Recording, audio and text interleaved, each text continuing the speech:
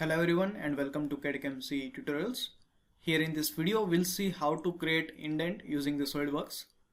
This feature is mainly useful for the sheet metal industry and for the design of utensils and household applications. So here we can see that we are having two bodies. Let me hide this body. So here you can see there is a sheet metal body and we want to create an indent on this sheet metal part. Now in order to create the indent we need another body so that we can see over here, and we want to create an indent on this sheet metal part using this solid body.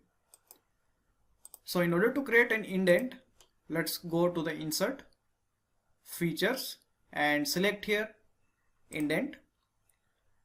Once you open the indent we can see here these options. So the first one is target body. It is the body on which we want to create an indent, or it is a body that will get deformed after the operation. Here in our example, this is the body, this sheet metal body on which we want to create an indent. So this will be our target body. In the second option we need to create, or we need to select the tool body.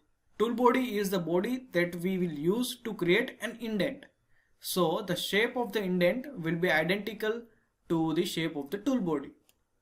In our case, this is the tool body. Once you select the tool body and the target body, you can see the preview of the indent that is going to be created. So here we can see that the sheet metal part has divided the tool body into two parts. And as we have selected the top part and we have selected here keep selections, it will create indent on that selected portion. If we want to create an indent on the lower part, then we can select here remove selections. So basically it will remove the top selection and it will keep the bottom part. So after selecting the target body and the tool body, here there are two options that we can use to create the indent. So the first option is the thickness of the indent that we want to create.